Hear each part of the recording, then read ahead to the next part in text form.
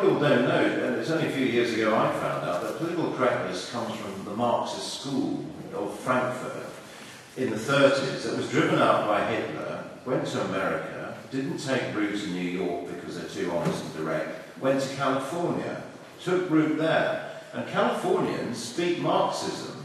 You know, I've had Californian lawyers say, you can't say that, you can't say that. And it's thought control. And it is evil. And the intention of the Frankfurt School was, political correctness is a tool to stop us, conservative forces with a small c, opposing revolutionary change. And it is a tool of Marxism, and we should expose it and totally oppose it.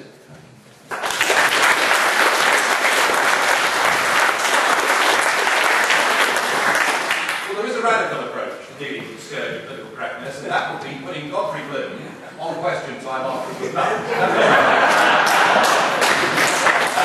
Let's big uproar.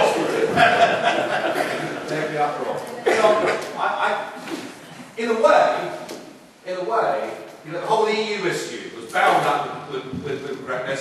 Even to say we thought Britain should have a future outside of the European Union was considered mad and bad back in the 1990s, and we in UKIP have helped to make that mainstream.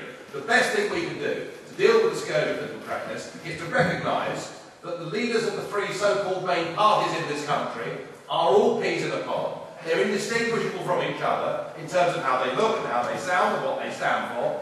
They are all absolutely PC, and what we should do is elect a leader who will be a marked contrast against them.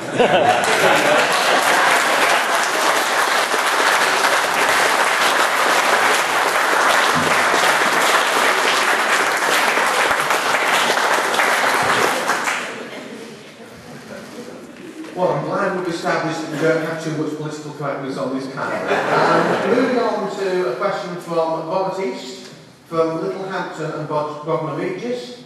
And going back to internal party affairs, and the question is to ask candidates what plan would they have to reconnect the branches to the leadership with two-way communication? And that question should be to Tim. Well, this is absolutely central to what I want to do. We need to have a campaigning office, headquarters in London. I'm really talking to Gerard about probably not very far from his office. This must be paid for. It's nothing to do with the European Parliament, so we can campaign freely. We need to have lists prepared of potential speakers, of potential writers, of this branch chairman. I need to write to them. I need to suggest such and such a topic for such and such a meeting.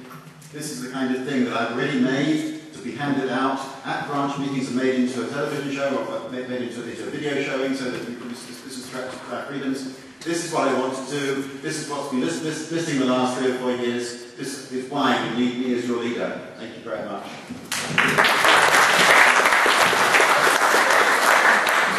I think 2 points. One is that we do need better communications between the leadership and the branches.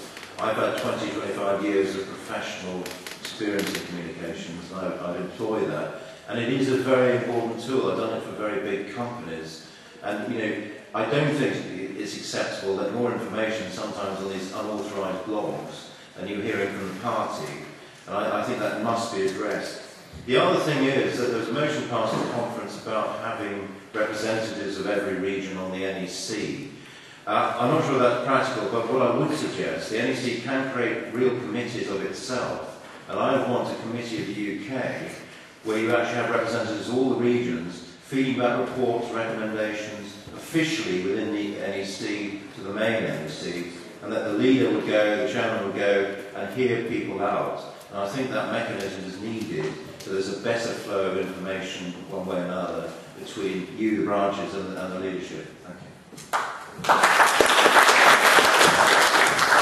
Depends on what we mean here. When we say the leadership, we mean the upper governing bodies of the party. Let's make that distinction, shall we, from the leader. I think perhaps what I feel with the branches is that what they feel hasn't really happened is they haven't been given enough direction. They haven't been given, you know, there haven't been concerted campaigns, and we should be a party that's campaigning the whole time. So I sense the branches want direction. more actually than communication, because in the well-run regions, we've got branches, we've got county structures and regional structures, and there are plenty of mechanisms for information to go up and to come back down again.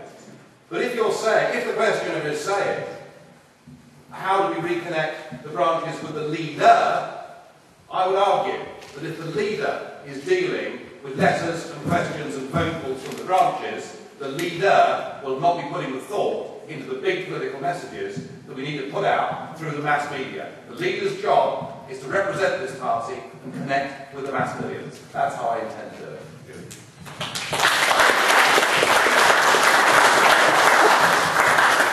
And yes, this is, I quite agree with Nigel on that point.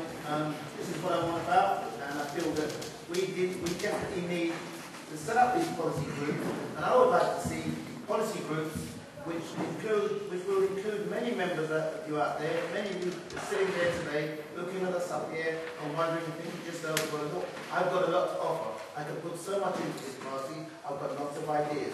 Well, you're the same people I'd love to see working very closely with the NEC and helping to build branches and help to make this party come alive. Because at the moment, it's dead with regards to that side of our business. Now, if we can turn around and reinvigorate people, when I say we, I'm referring to you, the membership. It's with you.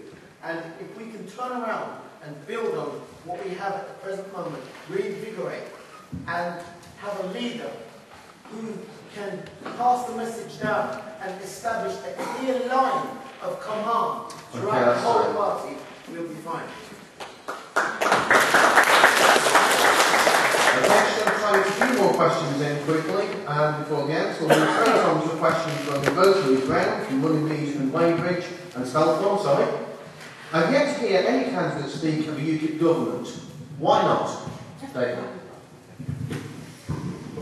Well, that's what I certainly aspire to. That's the point of having all these policies, is to engage with people, to build the party up, to be there's a thing called the Mori Issues Index where they track what people put first, their top concerns. And the EU, I'm afraid, is only 1 to 2% in that every month. Health, education, crime, immigration, tax and economy, that's what really matters to people. Now, you and I know the EU is behind all of those and affects all of those. So let's link the EU with those issues.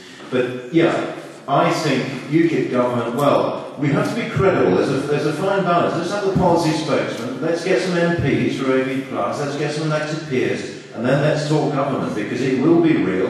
Coalitions is the way things are going. And we could be the coalition of the future. Yeah, credibility. David's right about that point. If I was elected leader, say I was in a few weeks' time, in my first speech to the press, I talked about the UKIP government. I mean, they think I was David Icke, talking about the giant lizards. It would not pass the credibility test. If, however, I stood up and said that UKIP had a realistic chance of winning the 2014 European elections, they'd say, well, hang on, they were third in 04, they were second in 09, this is credible, this is believable. So we have to use language that is credible and believable, and until we start to win by-elections, district, county seats and unitary authority seats, until we start to do that, following the Paddy Ashdown model of building the party up from the bottom, until we start to do that and then start winning seats in Westminster, it would be a premature mistake to talk about the next UKIP government.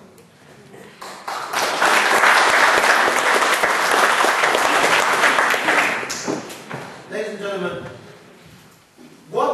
can somebody tell me please, what is the essential new direction? Can anybody tell me what the essential new direction is? Thank you, because that's where it's at. Westminster, okay? And Westminster and candidates, it's a forte within our build-up. It's something that has to be won. Some of my colleagues think that it can just happen. No, it can't. It has to be won. It's groundwork. It's tedious. It's a man on the ground. It's getting out there and being able to communicate with people. I've got to stand up because